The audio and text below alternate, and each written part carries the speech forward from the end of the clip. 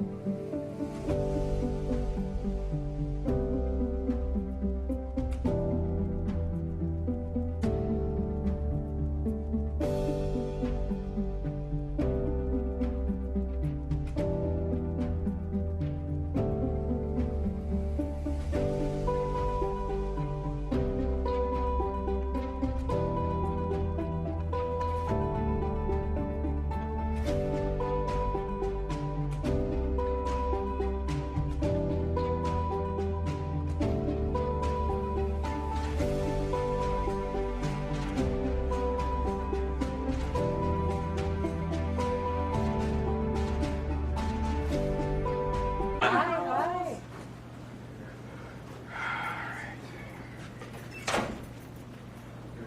Hi, Commissioners. Hey, everybody. Hi, So I always obviously see you, but I. Right, and I'm kind of the only one that does news. The rest of them do kind of more feature, specialty reporting.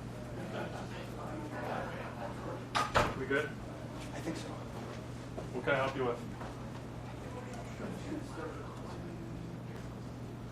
I'd actually love to do a feature right now. I got to do a semi-feature last week, getting inside a nursing home. I guess that was kind of featurey. Yeah, I'll bring it. Ah, that's better. Oh, I could have done that, Josh. It's all good, it's all good. That is some loud HVAC. Wow. Unbelievable. And it's got a 1 hour timer, so if we go longer, I've got to adjust it. Oh. How long is this? This has only been going an hour, right? Sometimes it goes a little over. Hey, you have to It's stand gone up when you to gotta focus. 305, 307 So I don't have before. to do it when they come in. For focus purposes only. I have nothing to say. But you have good Chicken. pipes to do it with. You're very kind. You're- Well, you got a radio voice, you know? You've always known that, Ruth. Eddie, how's You it good? going? Keep going. I'm sorry. How are you? Good. Still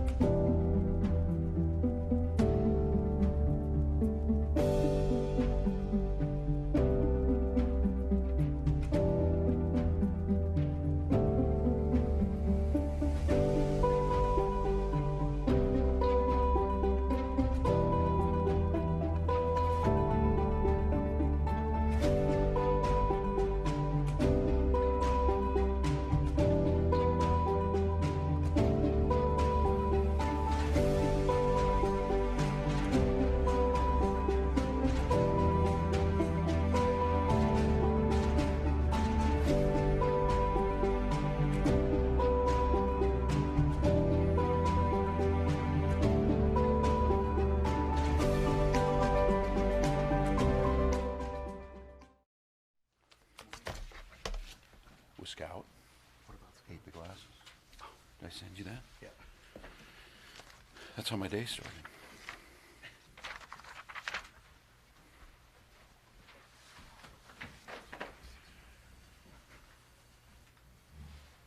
Good afternoon, everyone. Good afternoon, Minnesotans. Once again, a thank you to the press corps for working on this pooling procedure to make sure that we have social distancing and sharing questions with one another. You're going to hear from Commissioner Malcolm.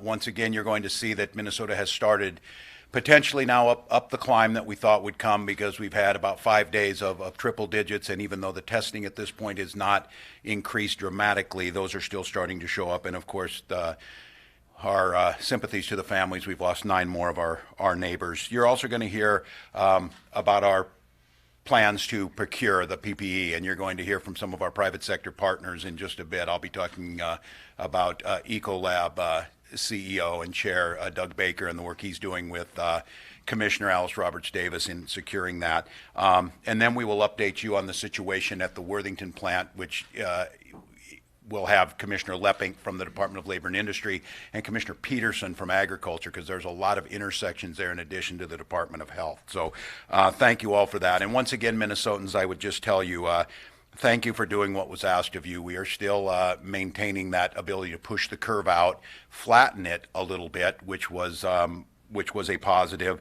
And my guarantee to you is if I asked the sacrifices of you that we would build the teams necessary to produce the hospital beds and the critical equipment necessary to weather a wave of COVID-19 related hospitalizations. And we are on our way to doing that. There's more work to be done.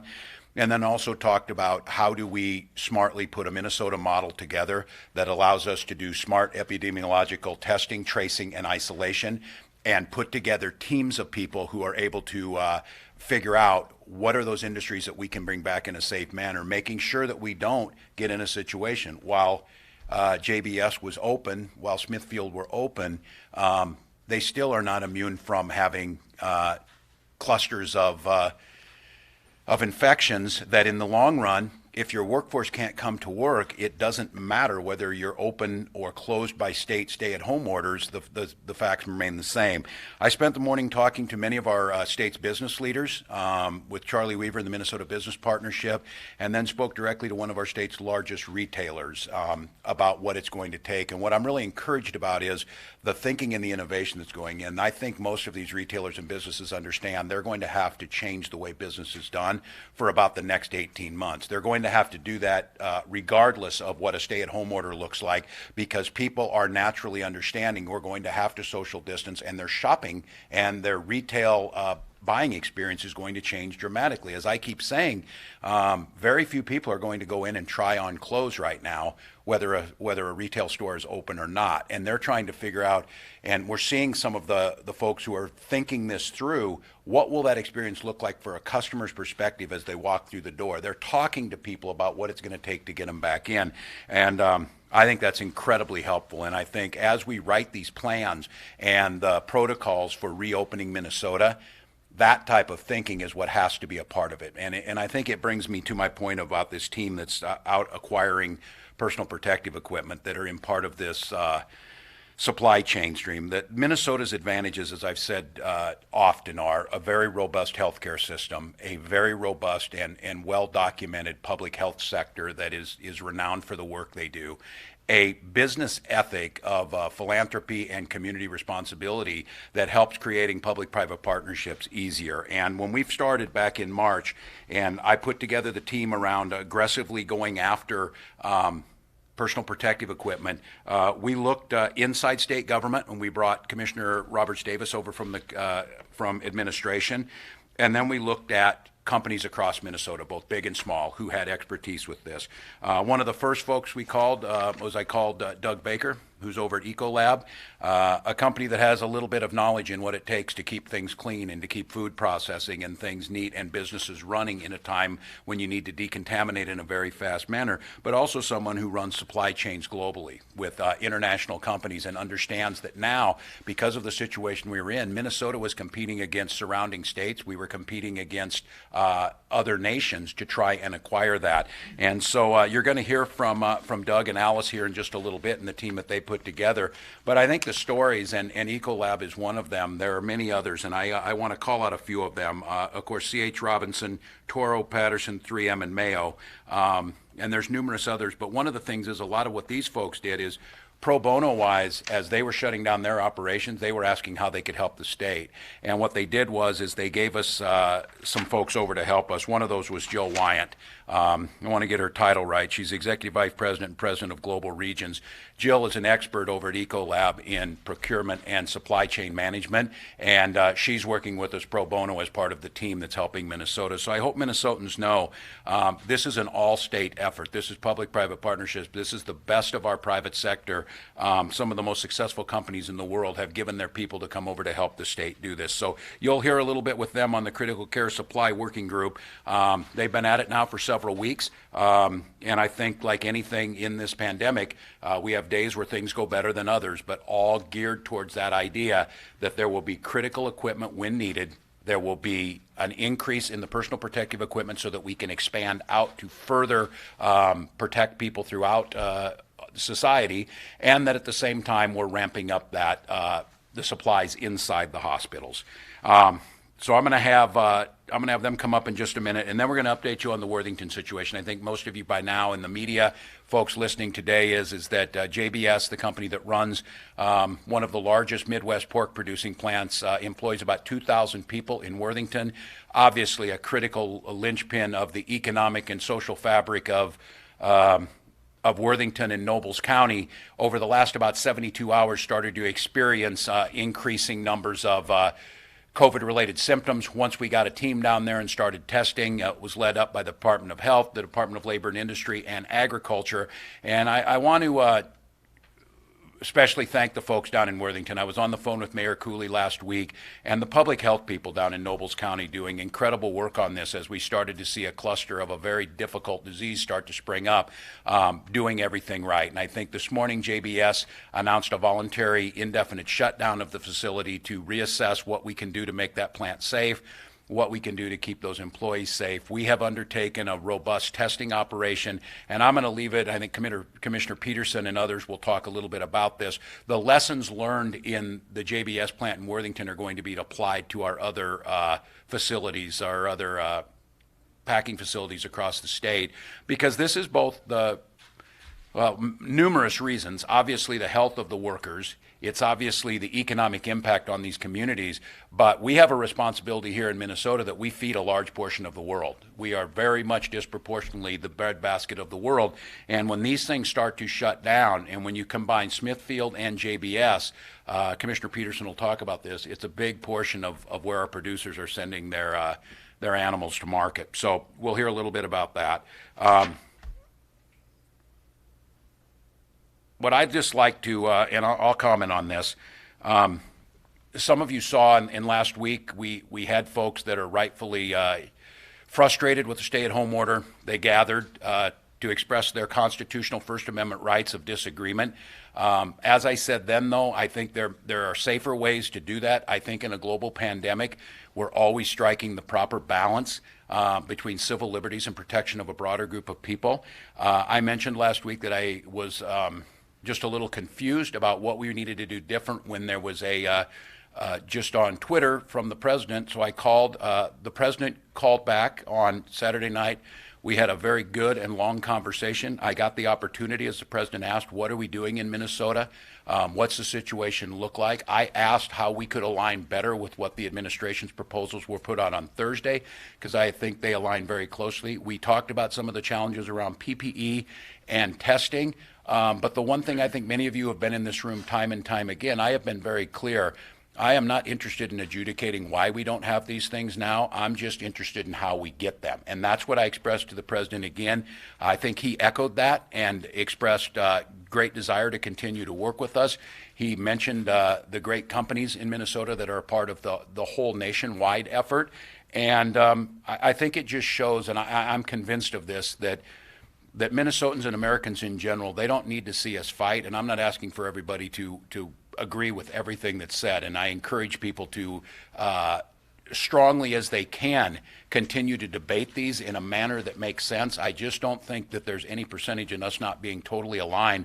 And I left that conversation Saturday night believing that we are aligned, we are getting this right, that there's a confidence level amongst my team here that I think we're getting into a rhythm where our partners, whether they be at FEMA, had a great conversation with Secretary Espers at the Department of Defense, and now this conversation with the President is in alignment. And I said I understand the frustrations, but I did express to the President I'm not sure that's really helpful at this point in time. And if there's anything that he needs me to do, it would be better to just call and we would talk. And I think we both agreed to that, it's just not healthy to play it out in a public setting where there's not a real back and forth and the ability to exchange information. So I'm grateful for that. I think there's reasons for us to be incredibly hopeful today with COVID-4 stimulus funding. We're talking to our delegation. I will say this, that I think the areas they're focusing on heavily, which looks like small business and hospitals, especially rural or specialty hospitals, is really wise. I will have to express this, that I think governors in general express this, and this is aimed at Congress, this is aimed at our strategy in general, that we're going to have to include the states in this at some point, because states can't run and should not be able to run deficit spending. But because of this, we're backfilling a lot of help into this fight against COVID-19. And if the states are not given part of this, that you're going to have a gap there too. And I think the President and the Vice President's response to that has been that may need to be the COVID-5 piece of it. The problem is that states start to run up against this pretty quickly. I am pleased to say that they looked at states and did a stress test of which states are best prepared financially to handle this. And Minnesota was in the top 10 states. They said that is prepared to financially be able to put ourselves in a good position with our reserves, put ourselves in a good position with our ratio of spending and the stability of our pension funds. So at this point in time, good decisions in the past have put us in this position, but we certainly welcome the next discussion on what we're going to do to get Minnesota's economy back running in a safe manner. With that, I think I will bring up Commissioner Malcolm to update where we're at, and then we'll hear from Doug and Alice a little bit on procurement. Commissioner? Thank you, Governor. Good afternoon. I'll once again just give you the data briefing. First of all, as of early this morning, globally, we were at more than 2.4 million cases and nearly 166,000 deaths. Again, as I've said many a time before, this is just a stunningly fast-moving virus across the entire globe.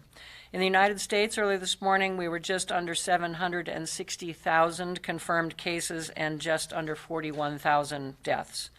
Here in Minnesota, as the governor has mentioned, we are now at 2,470 cases, up an additional 114 from yesterday's laboratory confirmed total, and sadly an additional 9 deaths. Again, heavily concentrated, 8 of the 9 occurring in people associated with long-term care facilities, all residents again. Of the 9 deaths from yesterday, the youngest was in their 50s, a couple in their 60s, a couple more in their 70s, and the remainder 80s and 90s, the same pattern that we have been seeing. As of today, 1,202 patients have been released from isolation. There are 237 patients currently hospitalized, 126 of those in intensive care. We keep focusing on those metrics because that's been where a lot of the critical planning has been, to increase the supply to be ready for increasing numbers as we see them. I would like to comment just very briefly on the Worthington situation, knowing that my colleagues are going to go into greater depth. But from a health perspective, as the governor mentioned, we are, as we're getting case reports coming in, confirmed cases from geographic areas around the state, we were noticing an increase in cases in Nobles County.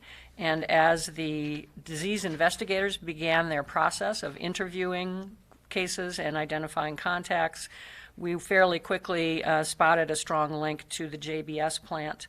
I will say that, and I appreciate the governor's acknowledgement, that our public health colleagues locally and at MDH, and particularly the skill of the disease investigators, is truly a great asset. there are some real challenges in this particular community with the number of languages being spoken. Over 40 languages are spoken in the JBS plant. A lot of these individuals don't necessarily have ideal housing situations in the sense of they're quite mobile. The housing is quite crowded.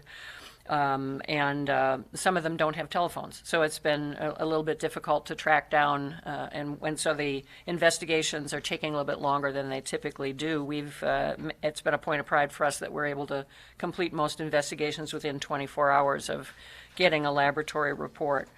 But so far, we've completed, of the 77 confirmed cases in Nobles County as of Saturday's testing, so we don't have all the results back yet from Sunday, but of that 77 confirmed cases in Nobles County, we've completed 41 of the interviews, so still have quite a bit more to go to figure out the total number. But in that first 41 interviews, 33 of them were employees of JBS and 6 are family members of the employees. So you can see the concentration there related to the plant, which is why it's so very important that we understand and get in there and understand more clearly what's going on with the plant situation.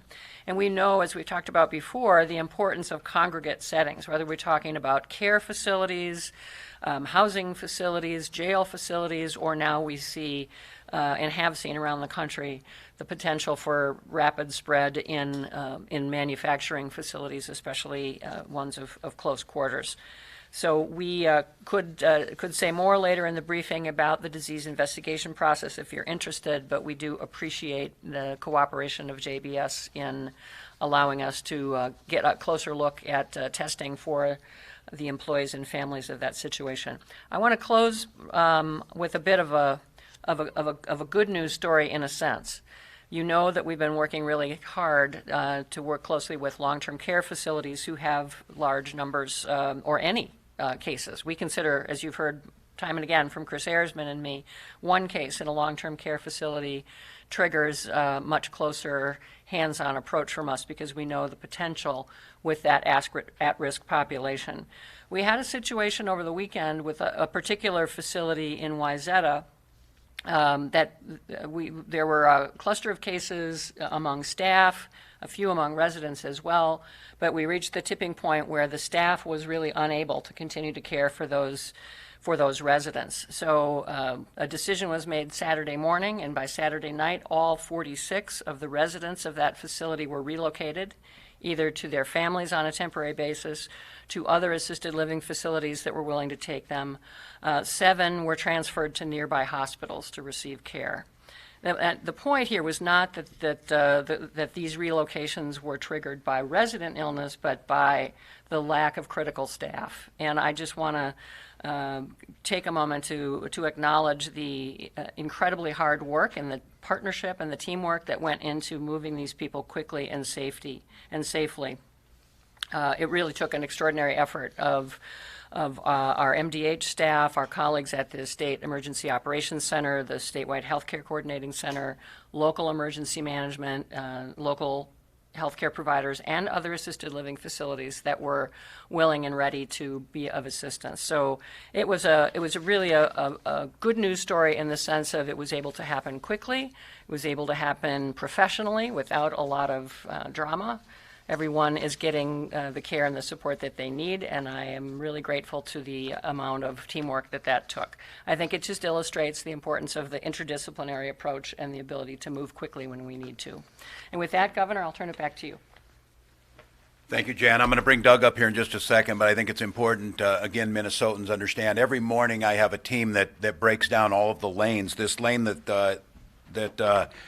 Doug Baker's been working in, the Critical Care Supply Working Group, is these working groups brief me. Joe Kelly briefs in the morning about where we stand across the spectrum of emergency management, to include facilities that might be potentially stood up, flooding, and everything else that's going on in the state. We go right down the line from housing to education to the commissioner briefs. But I think one of the things that when you maybe watch these briefings, it's easy to to forget there are literally tens of thousands of people carrying out this care for Minnesota that are doing all of these different pieces and working synchronization wise. And one of the things that I think sets Minnesota apart, and we keep talking about this Minnesota model, is our private sector expertise is second to none, and their willingness to help. So each one of these work groups has a lead in the private sector that's helping us out with that. So in the acquisition of PPE and getting ourselves ready, that's Doug Baker from Ecolab. Doug, thank you.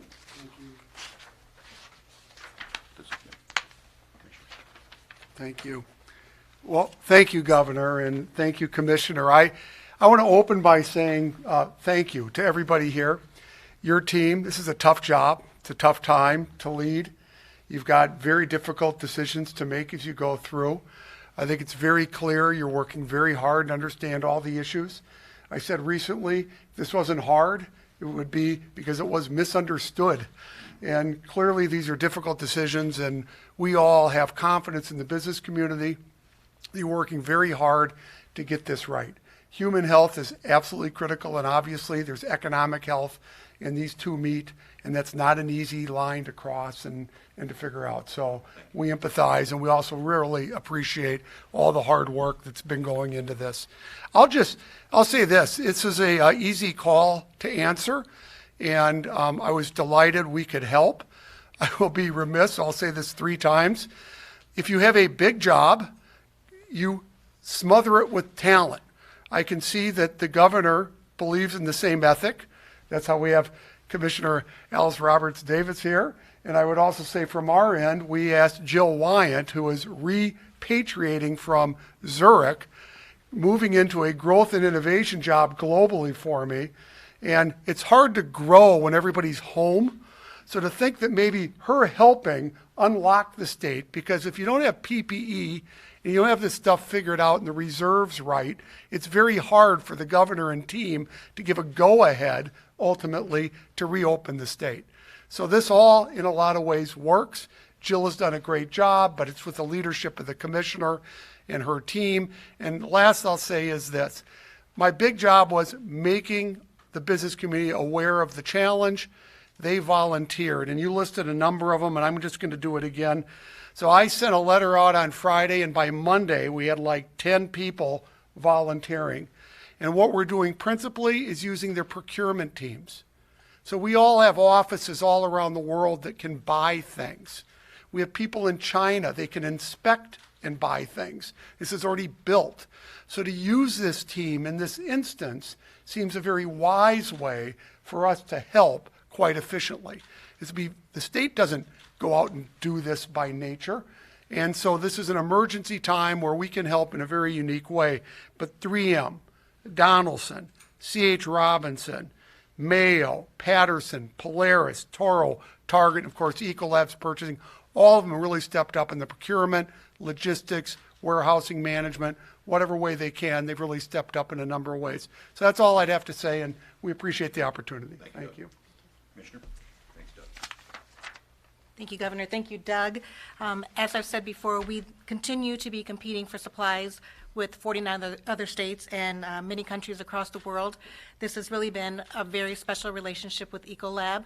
Over the past 3 weeks, we've been leveraging our traditional supply chains, but also had many Minnesota businesses step up, some small businesses that pivoted from their normal operations to assisting the state, and then, of course, what Ecolab did, which was different. They made the call. They asked Minnesota corporations to step up. They asked them for their top talent, and they really responded. And so from all of those companies that you named, Doug, we've gotten some of their top talent, and they've been so helpful for us in vetting procurement leads and vetting vendors, which we were flooded with in the very beginning. Not necessarily all from good actors or people with good intentions for supplying the state. In fact, just this past weekend, 3M was able to quickly identify for us a vendor that was counterfeiting 3M masks and selling them, and so we were able to abandon that lead and spend our time more wisely. So we're very appreciative of all of the great work that this group has done. We're continuing to build capacity. We're placing orders daily and receiving orders daily, but there's still a lot of work for us to do in order to be prepared in healthcare settings and long-term healthcare facilities, daycares, and shelters across the state. But I am really heartened by the commitment of all of our private partners and us working together. So again, just a really heartfelt thanks to Ecolab, to Doug, to Jill, and to all of the partners who stepped up and helped us in this effort.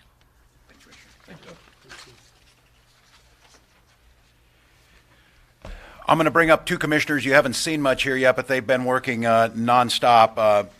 Nancy Leppink is the Commissioner of Department of Labor and Industry, and I think my colleagues across the country and others would say this, is probably no one more talented in keeping workplaces safe, labor law, labor interactions, and having her on the scene to try and understand how we can keep these businesses running and keep employees safe is absolutely critical. And of course, Tom Peterson, Department of Agriculture. As I said, I think I go a lot of places, and every time I get there, people tell me Tom's already been there. And I feel like I know a lot of people. Tom not only knows them, he knows all their children and the dogs and cats that are with them. So these are two good people to have on the ground when it comes to an intersection between labor and agriculture. So Commissioner Leppink and Commissioner Peterson.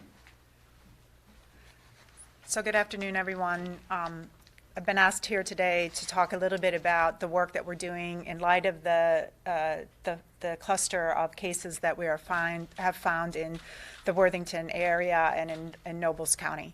So when it appeared and became clear that a significant number of these tests were from with employees who were employed by the JBS meatpacking facility, and of course that followed on the heels of the Smithfield facility and other facilities across the country having similar challenges. First of all, and most importantly, the Department of Health and the Department of Labor and the Department of Agriculture worked to develop guidelines now for the meatpacking sector to assist them in coming into compliance with CDC guidelines in their facilities. Furthermore, we will be sending out that guidelines to all of the facilities in the state and offering the assistance of the state to help them develop the plans that are necessary and improve their operations in a manner that allows for them to comply with those CDC guidelines. We've also requested that those facilities, because often our knowledge about whether there's something going on in a facility we only learn that after we've done testing, and the testing questions ask people then, where are you employed? So we are also asking for these facilities to voluntarily share with us the health status related to their workforce. So have they had workers who have tested positive?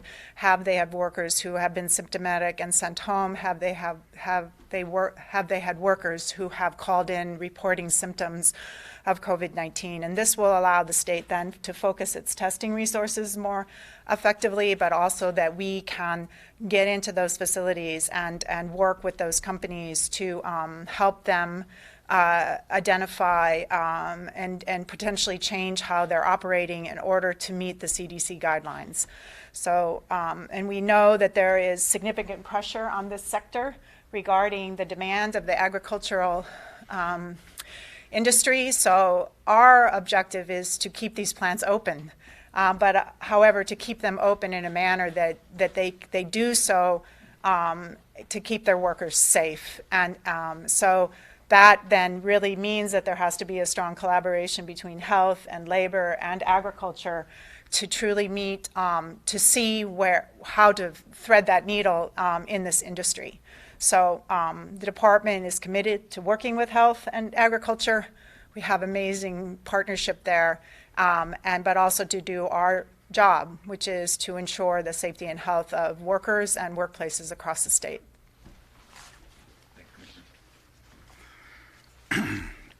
Well, thank you. I think for Minnesota's agricultural industry, this is obviously a very tough time, as it is for all Minnesotans.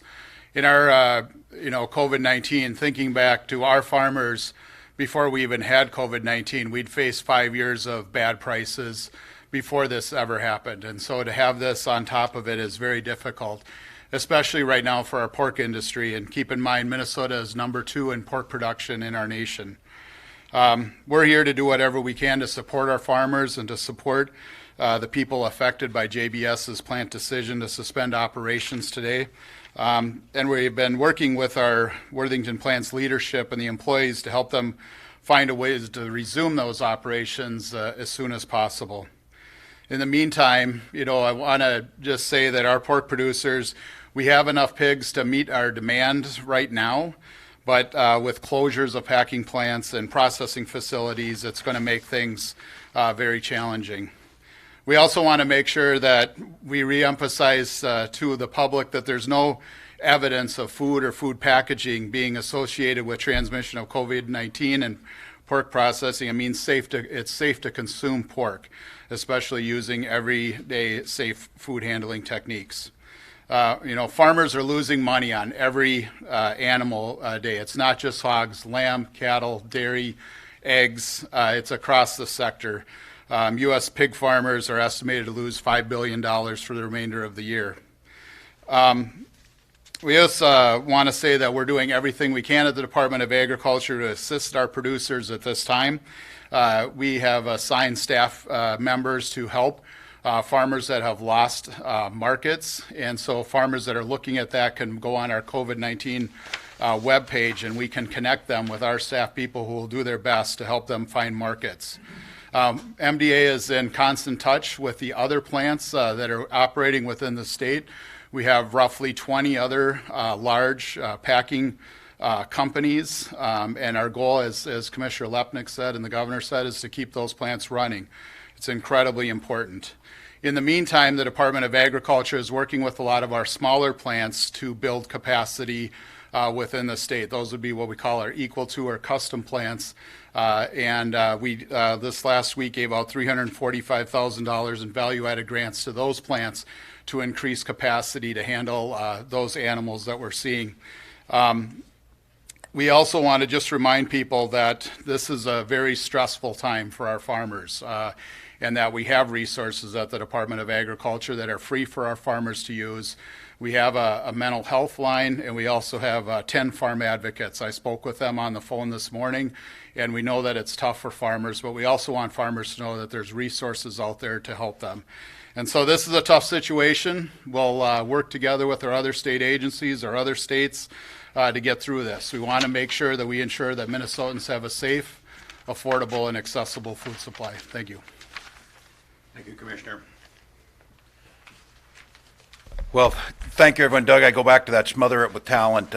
Minnesota has a lot of that, as you can see with these commissioners who are up here. I talk about these two who don't get up here a lot, but I talk to an awful lot. And, of course, trying to go find that talent. Commissioner Lepink was based in Zurich at the time when we were out looking for someone to fill that position, and we had to do her interview via Skype from Morocco. A native of Two Harbors wanted to come home and serve the state, and so I'm grateful for that. So with that, we're open to the questions from everyone. So, Mary? Governor, you mentioned earlier 18 months for businesses to prepare that business will not be as usual for 18 months. Yeah, I think that's the way they're viewing it. Yeah, well, they're viewing it from the outside numbers from CDC on a vaccine. I think most of us recognize behavior is not going to change dramatically until there's a vaccine. I think certainly therapeutics, Chris Erzman and some of the infectious disease experts would tell you this, but the businesses themselves are saying they're doing their work, that they understand customers and they understand customers' thinking, and they're out there looking to what it's going to take to get people back in their stores. What's it going to take to operate your restaurant once we have social distancing? But if we open restaurants without a vaccine, will people come? How will that look? So I think they're thinking, and to be honest, in speaking to this major retailer this morning, they're thinking this could be a long time or even a generational shift in how people view retail. And they're starting to think that way of what does it look like if we come back, and when we come back, are we going to approach it differently? So one of the good things, though, I think for us right now is having all that talent and having these business folks think about this. They're creating plans that are going to be solid, that will feed in, that will help us make these decisions to open up. That's what we're not going to be able as a state by ourselves in a vacuum to be able to create, this is what a safe business would look like and this is how you can make it work. We're going to have to go back and forth with them, working with health and saying this is how you do it. Exactly what you're hearing about JBS. How do you open back up a hog processing plant in a manner that stays safe and separated? Does it make sense to operate it at a slower speed, and how many hogs can you move through there? So I think that's how they're thinking, and they're looking, and I think their long-range vision is vaccine. But to follow up, what are you thinking? How does that change your thoughts on what businesses open and when? There's a lot of pressure still on restaurants. Yeah. Well, I think it has to be driven by the science and the data. When I heard people say, if there are protocols in place that are keeping essential businesses open by the things that they're doing and not getting people sick, wouldn't it stand to logic that you could apply those to non-essential and do them the same way? And the answer to that is yes. But I think today the JBS and other situations show this. It makes no difference whether you have a stay-at-home order or not on that if people are getting infected and not able to come to work, meaning you could not have one on and it would still shut it down. So the way it impacts me is that I think day to day is what I keep telling people. We need to find out what things are working. How can we do this? And again, I don't know yet on antibody testing. I think we've talked about this, Jan certainly has, that the drawbacks of antibody testing need to be taken into account with the great potential promise of that. So we're looking long term about what it will take, but I'm looking with this team with best practices of saying, is there a way? Because from the very first day this thing started and people were talking about shelter at home and we're talking about 18 months, I said it's not feasible to shelter in place everybody for 18 months. It is just not sustainable. It's not sustainable economically, it's not sustainable health-wise, and it's not sustainable psychologically. So we're trying to strike that balance, and I would thank Minnesotans again. I get a report on social distancing and things that are happening. We opened up a lot of activities for outdoor activities over the weekend, and almost no complaints. People were adhering to them. Now, obviously, there'll be a bit of a lag time if people are gathering too closely or we're getting spread of the disease. So we're looking at it both triaging short term, but then thinking like these businesses are, what does resumption of state business look like until we have a vaccine? Governor, if I can ask you to go into more detail about your conversation with President Trump. The tweet, "Liberate Minnesota," certainly took, most people interpret that as a direct rebuke of you and your policies. It sounds like he may have called you back. And also, did you tell him what you thought of that tweet, and what do you think of that tweet? What was it like? He did, yep. The president called, and we have spoken on numerous occasions. He has called on several times prior to COVID-19. I was very appreciative he would take the time and called back. It was probably close to a 10-minute conversation, and I just explained to him, I said, I know, Mr. President, you don't have time to know everybody. I said, I've been in Congress. I've served under 3 administrations or served with 3 administrations in Congress. And I said, one of the things I pride myself on was being a low-maintenance member of Congress, meaning I didn't need to have the White House call on everything, that we did our homework, we did our stuff, and we worked together. And I just said that I wanted to get the opportunity to explain what we're doing to make this a little clearer. I said, I understand there's frustrations with folks wanting to stay home, but here's what Minnesota's doing, and I want to understand, is there something else you'd like us to do? And at that point, the president said he appreciated that. He said, I am hearing good things. I think it should be noted that I think there were prominent Minnesotans that placed calls to the White House and said, maybe talk to the governor. He's trying to get this right. And I would, if those calls were made, I certainly can't say that specifically, but it sure sounded like somebody called, because the president said, I'm hearing from friends in Minnesota that you're doing things that need to be done and you're listening to them. So I appreciate that. And so I think it was more of kind of a level setting again. The president asked about testing, and I said, we're turning to Mayo, the University of Minnesota, in our health systems across Minnesota. I said I appreciated, because this was after his news conference yesterday, I said I appreciated the Defense Production Act focusing on swabs and some of that material, because I said for whatever reason there is a little bit of a problem with that, and he said that'll be taken care of this week. And then I just asked, I said, if we're getting something wrong here, we're getting something that, can we call or can we talk? And he said, absolutely. And he said, I appreciate this. We'll talk soon. And then I just saw this morning, they said that the president put out a tweet and said the conversation, I think he summed it up the way I would. It went very well. We committed to working together. And my talk to him is that he can tweet what he wants to, and that's right. But I said, I think here in Minnesota, they really, really want him to succeed. They really, really want our state to succeed. And I said, if we can work together, this is not an either-or proposition. And so I felt certainly better about it. I think, again, we'll see how things go moving forward. But Minnesotans should expect that that's what I'm focusing on. It made me just a little more comfortable that we're not going to get sidetracked into things that take us away from the main mission. You mentioned that there may have been some calls on Minnesota's behalf.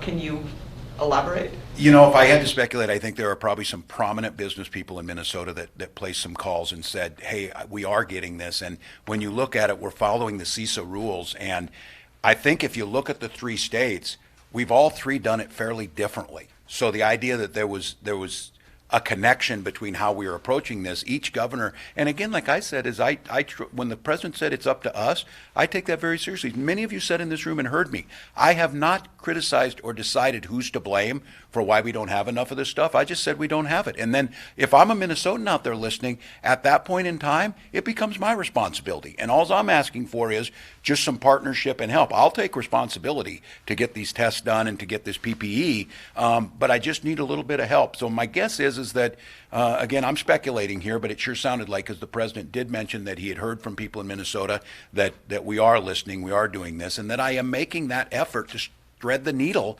of opening businesses while keeping people safe. And we left the conversation. He was gracious. He spoke to my daughter, that she was there. I said, I have my children here. And he said, are they there? And I said, yes. And he said, hi to Hope. And so it was very gracious in that regards, because I think he recognized we were all sitting at home on a Saturday night, doing our things that families across the country are doing. And he asked how they were faring. So I appreciated that. Hey, you've previously talked about significantly ramping up testing and contact tracing. Can you provide an update on what's happening on those fronts? Yeah, Jan, I don't want to put our team out on a spot. I think one of the things is that there were some coordination issues amongst the healthcare systems, amongst the state, and amongst what we're able to do. There have been conversations with the legislature on how to pay for this.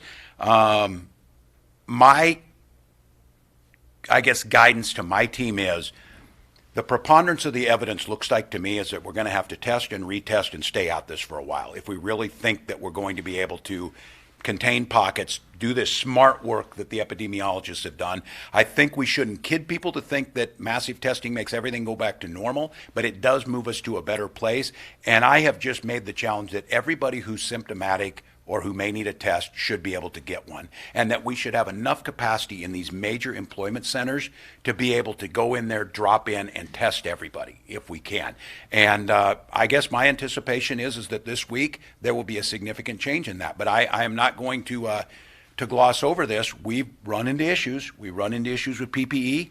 We run into some of the issues of coordinating together, but we simply have to step those up.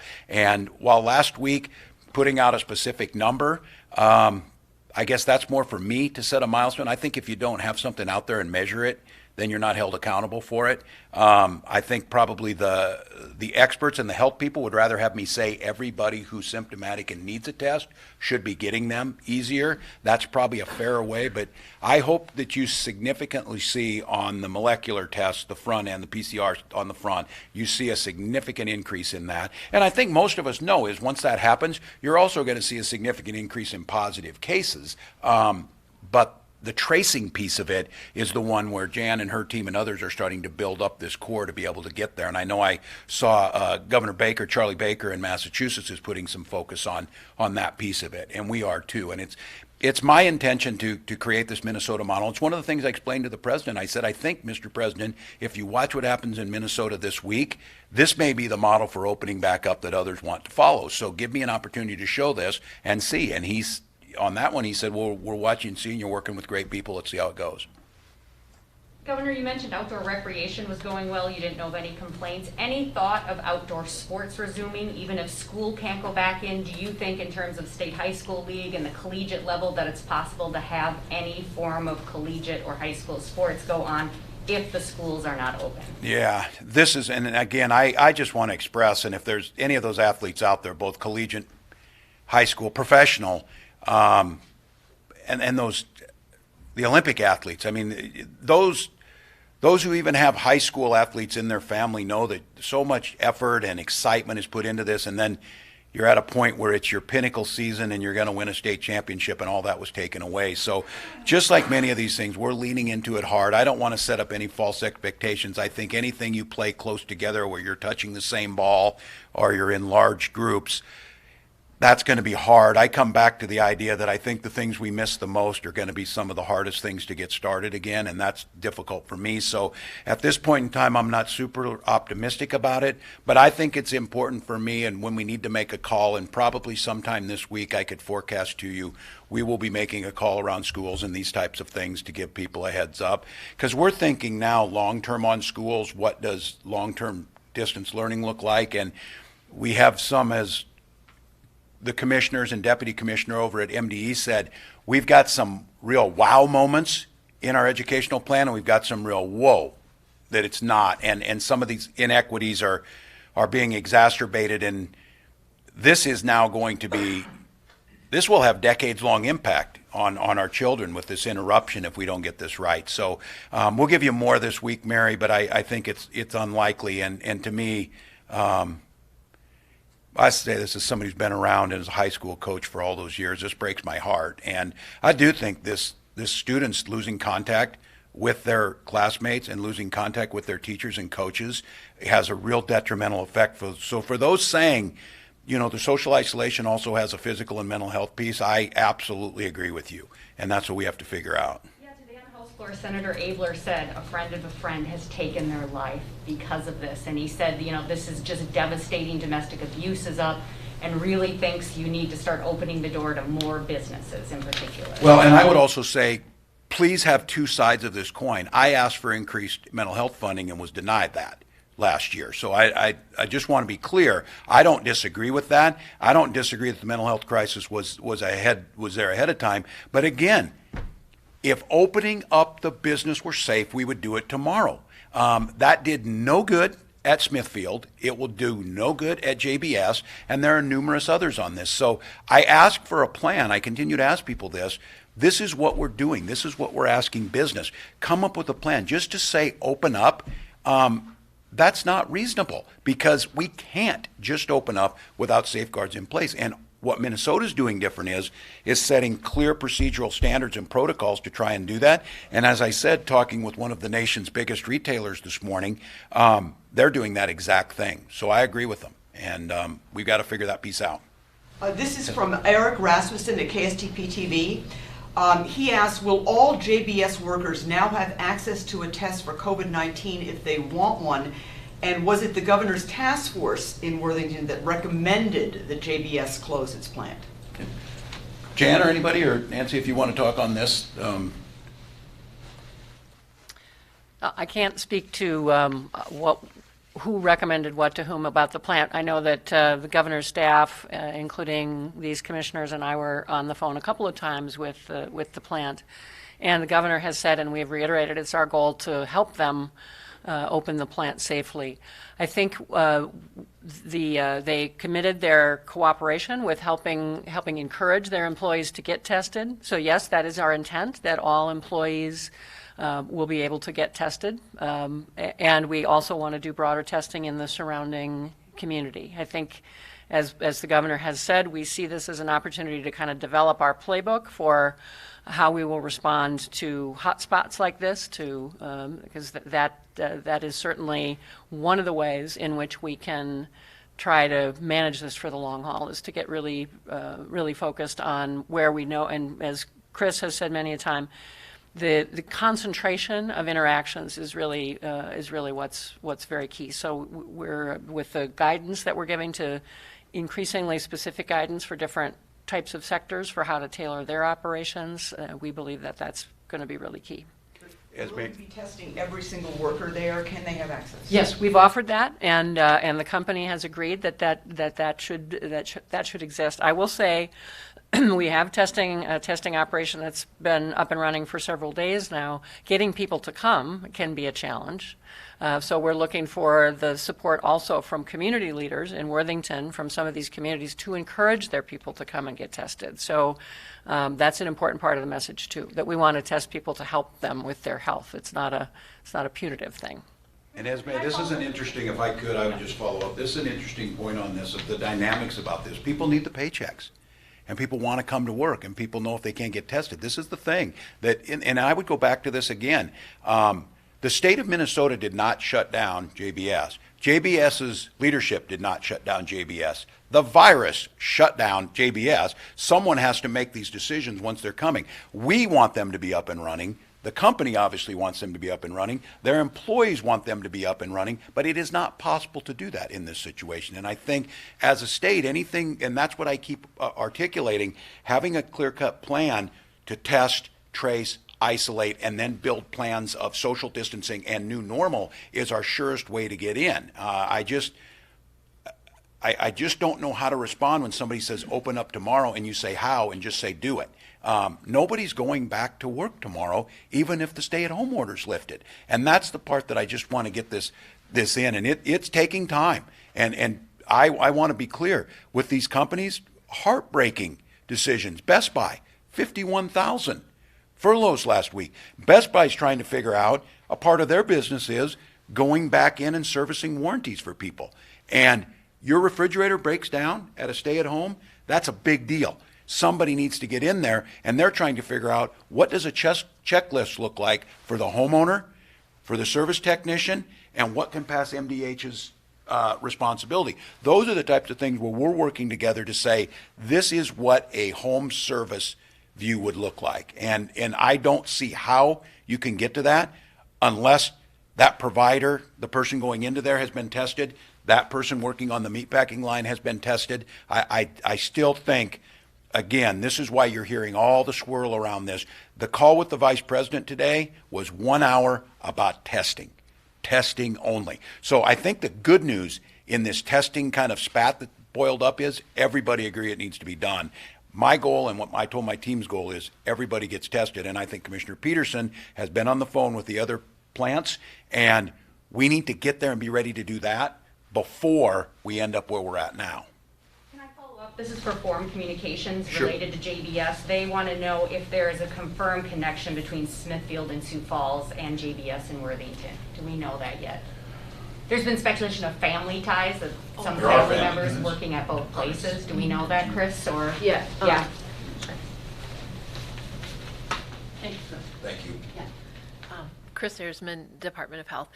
We know that the workers that work at JBS also they have family members, or they go back and forth between these plants, so that there is a potential that what was in Smithfield, could have gotten to JBS. But by the same token, I want to acknowledge that we're seeing community transmission of COVID-19, and so it's difficult to pinpoint, but we do know that there is interaction amongst many of the plants in that area, and so it certainly is a possibility. Yes. Yes, here's a question from Jerry Burns at Wasabi Daily News. He asks, with the Worthington outbreak in mind, I'm curious if the administration will focus some of the ramped up testing capacity on baseline tests for potential hotspots.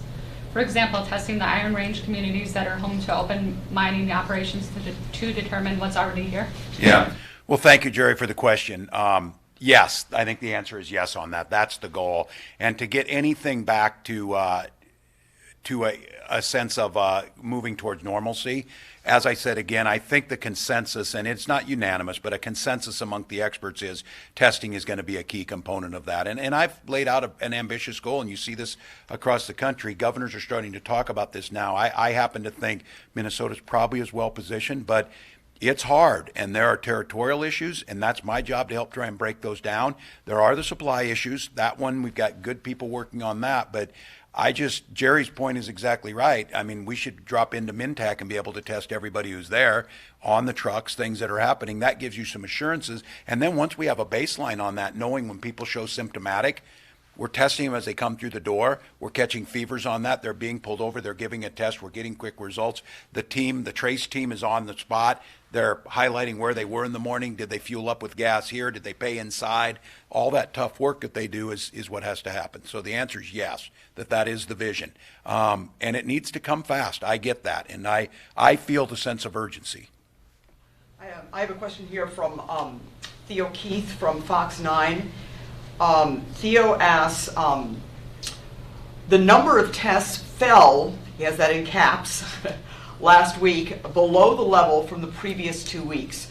We're still less than 25% from the 40,000 tests a week you want. Why are the testing numbers down, and when will we see 40,000? Yeah. Well, Theo, thank you for the question. Soon, I hope. If we don't, we're going to be stuck in this. The other states have not quite figured this out yet. I've said it, and I said it last week when I projected. I thought sometime this week we should start to see a significant uptick. We heard that Sanford yesterday was going to do drive-through testing. They processed 97. That's not enough. That is not enough, and we're going to have to crack through those barriers to get it done. So in answer to that, Theo, my hope is as we get close to that 40,000 a week by this week, because again, the business community, the ones that really get this, know that they've got to do their work on social distancing. They know the stay-at-home order is working and shortens the time that we have to be closed, but they also know that they need to have this testing capacity to be able to do what they need to do. So I think we're breaking down some of those barriers. I think we've had all the players, and some of them are the healthcare systems. And what's the cost going to be? Who's going to pay for the cost? Who gets reimbursed? Who has the swabs to do it? Who processes it? And it's not like it's territorial or it's money related. It's the systems managing their own internal work orders and work process. And that's our job to break that down. And I think when we talked about this, it's been 10 days ago that I said I wanted the moonshot. My expectation was that within a 2-week window, because again, when I'm asking for these stay-at-home orders, Minnesotans are sacrificing to create this space to do what we've done. So this one needs to come. So in answer to that, Theo, my hope is this week. Just a follow on his question. The president said Saturday at his news conference there was enough testing. Testing was okay. You talked to him on Saturday. Is that what he's getting you fast? I mean, did you talk to him about testing? I did, and I want to be here because I don't think there's any percentage getting in a battle on this. For whatever reason, there is a disconnect between the states and the federal government on where this is at. And I think we may be talking past each other where both cases may be correct. And what I mean by that is that we have some of it in these private labs, but trying to get into it is hard.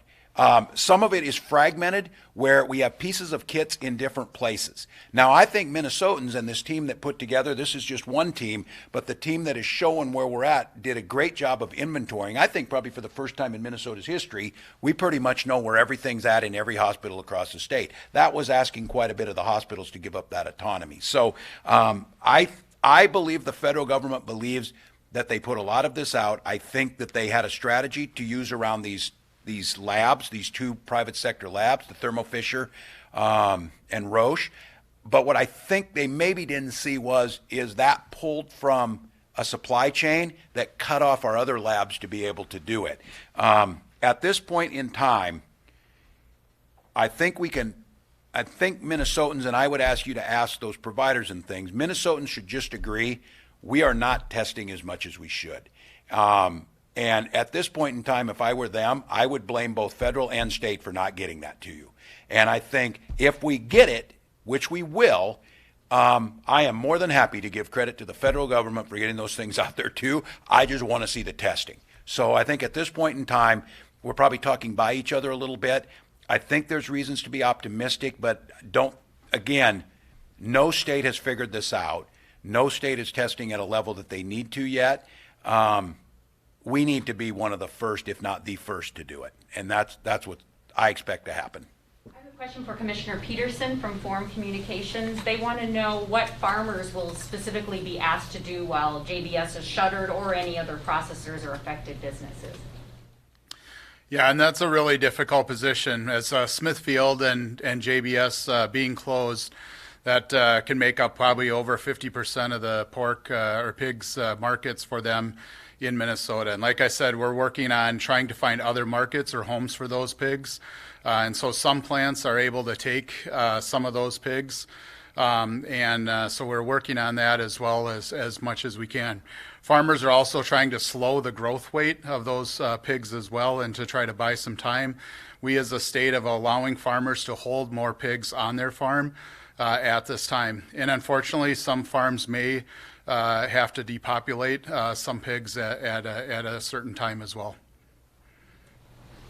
Question from Jeremy Olson at the Star Tribune. Yes. Please provide an update on hospital inventory and procurement, especially given that we are now out of gowns in our state stockpile and hearing that hospitals are having to use alternatives because they are completely out. Commissioner, you want? I looked at our website this morning, so Yeah. Thank you for the question. So as far as inventory goes, as you mentioned, everything except for gowns, we do have at least a 30-day supply in hospitals and in our warehouse, as well as everything on order as well. So we continue to pursue opportunities to purchase those things. The one thing that I'll say is that it's been very difficult to find them, as we've talked about before, but continue to pursue every opportunity. did Jeremy say which hospital is out by any chance? He did not. He just said hearing that hospitals are having to use alternatives because they're completely out. We are ordering alternative or gown substitutes in order to ensure that they have something that they can wear when they're dealing with patients there. One thing that we've done as recently as today to ensure that we can better accommodate the hospitals is we've reduced the window for when they can order our supplemental supplies from 0 to 3 days to now 4 to 7 days. So now if they have only 4 to 7 days in inventory, we will replenish for them. Before we made them wait until they had 0 to 3. And so that's one effort that we're making to ensure that they have what they need in the hospitals when they need them. If I could just ask a follow-up, I think Jan Malcolm mentioned that at the JBS plant there were people who were concerned about, or that were not coming forward for testing. Is any of that at all because people might be undocumented? And what is the state's policy when it comes to testing and finding out information from somebody on their COVID status? Thank you, Esme. I think that that is a fact of lots of parts of the labor market, and we know that there are people who are undocumented, and that's part of their reason, and that's very much why we need to work with community leaders to encourage that. We've absolutely made it an issue that cost should not be a barrier, nor should documentation status. Certainly, that requires a lot of cooperation, but it's critical to the public health that we understand who's been exposed and to keep them and their families safe. So we certainly, from a public health standpoint, are always sensitive to that issue and try to make sure that people know it is not a barrier to receiving either testing or any of our support. Yeah, sure. We got one more, Teddy. I know South Dakota is doing a study with hydroxychloroquine. Are we doing anything with that? And has any hospitals around here tried anything for the people that are really sick? They have. And the hospitals and the physicians need to make the call. I have a situation of I called the sister of someone who's up in intensive care up in Duluth, and they tried a little bit of everything, including a hormone treatment that appears to be working. We are not taking part as a state in a study on that, but certainly Mayo and these other institutions are doing what they need and trying certain therapies as they get them out there. So, one more question. Sure. One last question from Minnesota Public Radio. Even with your reopening plans in progress, should the public and private employers be prepared for an extension of the stay-at-home order beyond May 4th? I think what we're probably getting used to is modification of it, and that's one of the things that I think is maybe a little different on the Minnesota model if you look, and that we modified from the first stay-at-home order as new information came in, and I think our intention would be to continue to try and do that as more information comes in. The thing is that is a challenge for us right now. We've done a lot of things right. When I say we, I say Minnesotans. We've stayed home. We've social distanced for the most part. We've been able to push that curve out, but we know it's coming. And I think this is the hard part to wrap your mind around. On that state of the state, I talked to my team when we were writing the lines down, and I said, I need to tell people that there are going to be people dying. And it seems so unacceptable. It seems like we should be able to do more, but the nature of a virus like this, the nature of the way it's attacking, that's going to happen.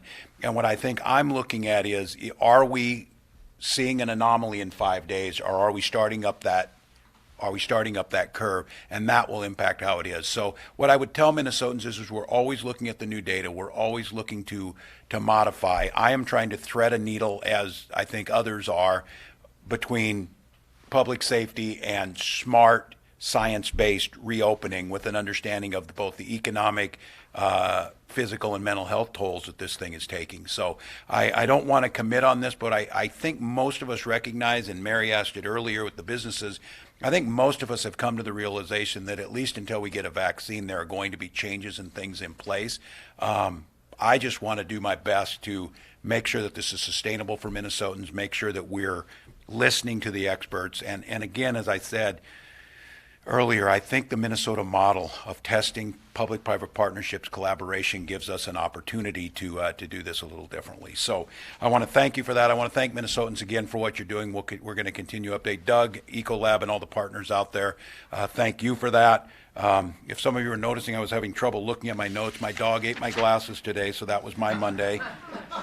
That was my Monday. He found my wife piled up all his stuff by the door like he was going to be leaving after that, but he'll stick around, but I just can't see. But I want to end with that positive story. It was out of Spring Valley DQ down there.